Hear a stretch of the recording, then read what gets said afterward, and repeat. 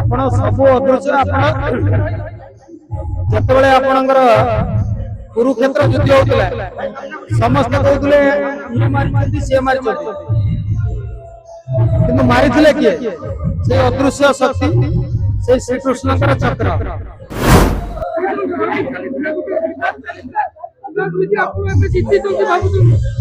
ତେଣୁ ଆଜ୍ଞା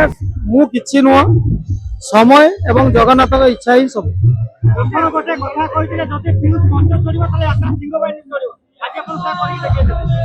मोर अहंकार सब प्रभु कर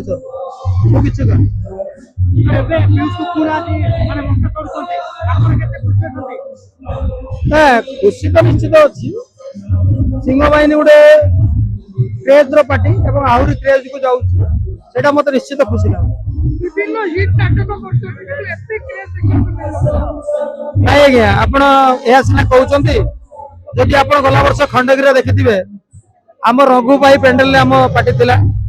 खंडगिरी सबुठ हाएस्ट चेयर हूँ रघु भाई पेंडेल आप जानते से पेंडेल आम रघु भाई कह सर्वकालीन रेकर्ड करूँ तेणु आहरी आप मन थी सिंह बाहिनी प्रथम क्या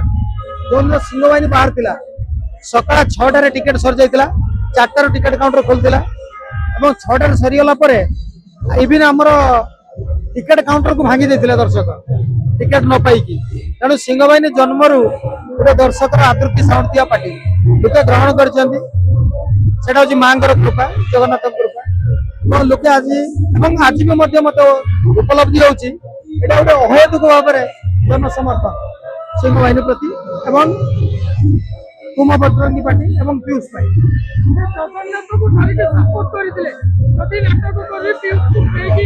ना आप भूल कहते कथा के कही आपणकर शुणवाटा कौटी भूल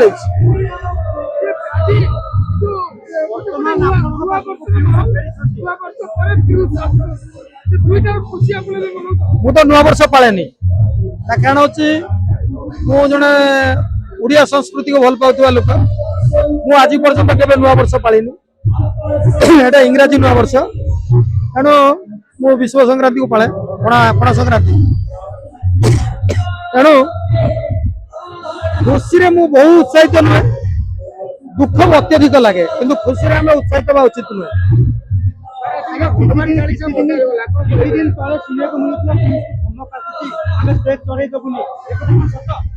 मुझे जानी आप पीयूष को पचार शुणु आज्ञा किए माने कुंड भाई तो सहस्र कुश ये केमती कहती यात्रा बाहिनी सिंह बाहिनी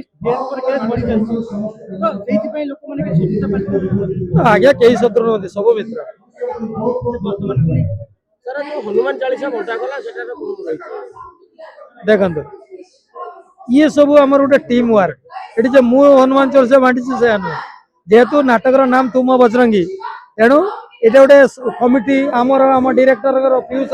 ये समस्त इच्छा थिला जे गोटे हनुमान रंगर गामुछा एवं हनुमान चालीसा में दबु से क्रम दिखाई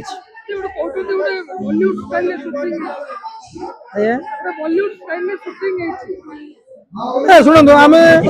यात्रा को गोटे नुआ मूड़ दवाई चाहूँ केते ग्रहण करेंगे से दर्शक मैंने ही कहे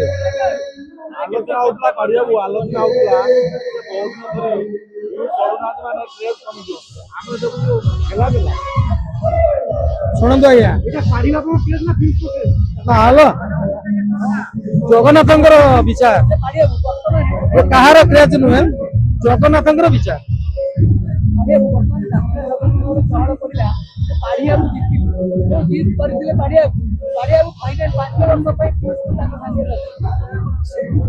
अब आम से कथा को जीवानी दयाकोरी मुझे समस्त अनुरोध करुच्ची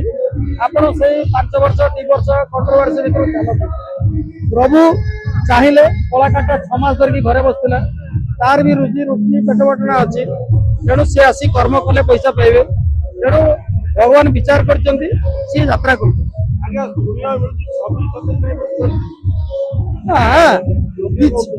फंक्शन कैंप सब बड़ा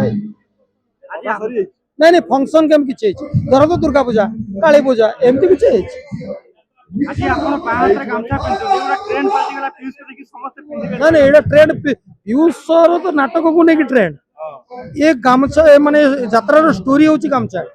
ଆପଣ ଯେମିତି ଆମର ଦେଖିଥିବେ ଏତୁଅନ୍ତ କଳିଯୁଗ ଶେଷ ସେ ନାଟକର ହିରୋ ହଉଛି ମାନେ ହାତୁଡ଼ି ଆଉ ନିହାଣ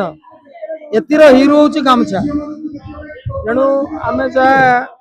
ଏ ଗାମୁଛା ଆମେ ପ୍ରାୟ ସମସ୍ତ ଦର୍ଶକ ମାନଙ୍କୁ ଆଜି ଦେଇଛୁ ଏବଂ ଏ ଗାମୁଛାରେ ମହାତ୍ମା ହଉଛି ଜଣେ ବାପା ତା ପୁଅକୁ ଦେଇଥିଲେ ତୁ ସତ୍ପଥରେ ଚାଲିବୁ ଏ ଗାମୁଛା କାନ୍ଧରେ ପକେଇଲେ ତୁ ରାମ ରାମ ଆଉ ହାତରେ ବାନ୍ଧିଲେ ପରଶୁରାମ ଏଇ ଡାଇଲଗ ଯୋଉ ସବୁ ଆଣିଛନ୍ତି ମୁଁ ବି ଗୋଟେ ଆମ ଡିରେକ୍ଟର ଆଣି ବାନ୍ଧି ଦେଇଛନ୍ତି ମୁଁ ମାନଛି ଆଉ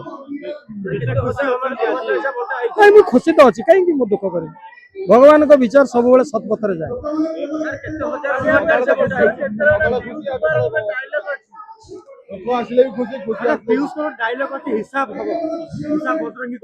ଆପଣ ଏ ନାଟକଟା ଦେଖନ୍ତୁ